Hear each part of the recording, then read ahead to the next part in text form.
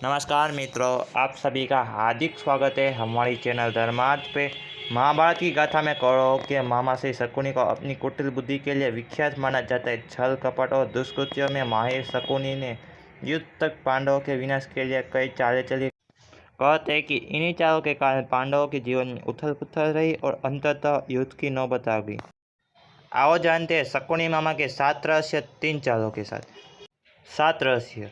पहला, शकुनी के माता पिता। शकुनी गांधार नरेश राजा सुबाल के पुत्र थे। शकुनी का जन्म गांधार के राजा सुबाल के राजप्रासाद में हुआ था। वह माता गांधारी का छोटा भाई था। वह जन्म से ही विलक्षण बुद्धि का स्वामी था, अतः राजा सुबाल को अत्यंत प्रिय था। दूसरा, जेल में शकुनी। किंवदंती अनुसार ऐसा माना जाता है कि गांधारी का विवाह धृतराष्ट्र से करने से पहले ज्योतिषों ने सलाह दी थी कि गांधारी के पहले विवाह पर संकट थे, अतः इसका पहला विवाह किसी और से कर दीजिए, फिर धृतराष्ट्र से करें। इसके लिए ज्योतिषों के कहने पर गांधारी का विवाह एक बकरे से करवाया गया था। बाद में उस बकरे की बलि दे दी गई। कहा जाता है कि गांधारी को किसी प्रकार के प्रकोप से मुक्त करवाने के लिए ही ज्योतिषों ने यह सुझाव दिया था। इस कारणवश गांधारी प्रतीक रूप में विधवा मान ली गई और बाद में उनका विवाह धृतराष्ट्र से कर दिया गया। गांधारी एक विधवा थी, यह सच्चाई बहुत समय तक कौरव पक्ष को पता नहीं चली। यह बात जब महाराज धृतराष्ट्र को पता चली तो वे बहुत क्रोधित हो उठे। उन्होंने समझा कि गांधारी का पहले किसी से विवाह हुआ था और वह न मालूम किस कारण मारा गया। धृतराष्ट्र के मन में इसको लेकर दुख उत्पन्न हुआ और उन्होंने इसका दोषी गांधारी के पिता राजा सुबाल को माना। धृतराष्ट्र ने गांधारी के पिता राजा सुबाल को पूरे परिवार सहित कारागार में डाल दिया। कारागार में उन्हें खाने के लिए केवल एक व्यक्ति का भोजन दिया जाता था। केवल एक व्यक्ति के भोजन से भला सभी का पेट कैसे भरता। यह पूरे परिवार को भूख मार देने की साजिश थी। राजा सुबाल ने यह निर्णय लिया कि वह यह भोजन केवल उनके सबसे छोटे पुत्र को ही दिया जाए, ताकि उनके परिवार में से कोई तो जीवित बच सके, और वह था शकुनी। यह भी कहा जाता है कि विवाह के समय गांधारी के साथ उनका भाई शकुनी और आयु में बड़ी उनकी एक सखी हस्तिनापुर आई थी और दोनों ही यहीं रह गए थे। तीसरा, जेल से मुक्त हुआ शकुनी। एक एक करके सुबाल के सभी पुत्र मरने लगे। जब लोग अपने हिस्से का चावल शकुनी को दे देते ताकि वह जीवित रहकर कौरवों का नाश कर सके। सुबाल ने अपने सबसे छोटे बेटे शकुनी को प्रतिशोध के लिए तैयार किया। मृत्यु से पहले सुबाल ने धृतराष्ट्र से शकुनी को छोड़ने की विनती की, जो धृतराष्ट्र ने मान ली थी। राजा सुबाल के सबसे छोटे पुत्र कोई और नहीं बल्कि शकुनी ही थे। शकुनी ने अपना आंखों के सामने अपने परिवार का अंत होते हुए देखा और अंत में शकुनी जिंदा बच गए।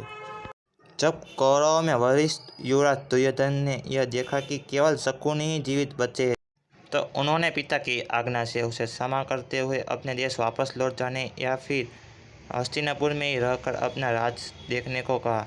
शकुनी ने हस्तिनापुर में रुकने का निर्णय लिया। चौथा, बदले की भावना। कौरवों को छल एवं कपट की राह सिखाने वाले शकुनी उन्हें पांडवों का विनाश करने में पक पक पर मदद कर रहे थे, लेकिन उनके मन में कौरवों के लिए केवल बदले की भावना थी, क्योंकि धृतराष्ट्र ने शकुनी के संपूर्ण परिवार को जेल में डाल दिया था और उनको बस मुट्ठी भर अनाज ही खाने को दिया जाता था। शकुनी ने अपने पूरे परिवार को जेल में भूख से अपनी आंखों के सामने खत्म होते हुए देखा था। आप सोच सकते हैं कि उसके मन में किसके लिए क्या होगा और वह किसके लिए क्या करेगा। कहते हैं कि शकुनी ने प्रतिशोध लिया था, लेकिन यह कितना सही है यह तो शकुनी ही बता सकते हैं, क्योंकि कोई भी व्यक्ति नहीं बताएगा कि वह अपनी बहन के परिवार को नष्ट करने का षड्यंत्र रचे, या हो सकता है कि वह चाहे भी। पाँचवा, शकुनी बना मंत्री। शकुनी ने हस्तिनापुर में सबका विश्वास जीत लिया और 100 करोड़ों का अभिभावक बन बैठा। अपने विश्वासपूर्ण कार्यों के चलते दुर्योधन ने शकुनी को अपना मंत्री नियुक्त कर लिया। सर्वप्रथम उसने गांधारी एवं धृतराष्ट्र को अपने वश में करके धृतराष्ट्र के भाई पांडु के विरुद्ध षड्यंत्र रचने और राजसिंहासन पर धृतराष्ट्र का आधिपत्य जमाने को कहा। फिर धीरे धीरे शकुनी ने दुर्योधन को अपनी बुद्धि के मोहपाश में बांध लिया। शकुनी ने न केवल दुर्योधन को युधिष्ठिर के खिलाफ भड़काया, बल्कि महाभारत के युद्ध की नींव भी रखी। शकुनी की जब यह चाल किसी भी कारण से सफल रही हो, उसका सम्मान और बढ़ गया। गांधारी अपने भाई की चाल को समझती थी और वह अपने पुत्र को बुराइयों से दूर रहने का कहती थी, लेकिन उसकी नहीं चलती थी। पति, भाई और पुत्र के बीच गांधारी विवश थी। छठा, शकुनी के पासे। यह बहुत कम लोगों को मालूम होगा कि शकुनी के पास जुआ खेलने के लिए जो पासे होते थे वो उसके मृत पिता के रीढ़ की हड्डी के थे। अपने पिता की मृत्यु के पश्चात शकुनी ने उनकी कुछ हड्डियां अपने पास रख ली थी। शकुनी जुआ खेलने में पारंगत था और उसने कौरवों में भी जुए के प्रति मोह जगा दिया था। सातवां, शकुनी का वध। कुरुक्षेत्र के युद्ध में शकुनी ने दुर्योधन का साथ दिया था। शकुनी जितनी नफरत कौरवों से करता था उतनी ही पांडवों से, क्योंकि उसे दोनों की ओर से दुख मिला था। पांडवों को शकुनी ने अनेक कष्ट दिए। भीम ने इसे अनेक अवसरों पर परेशान किया। महाभारत युद्ध में सहदेव ने शकुनी का इसके पुत्र सहित वध कर दिया।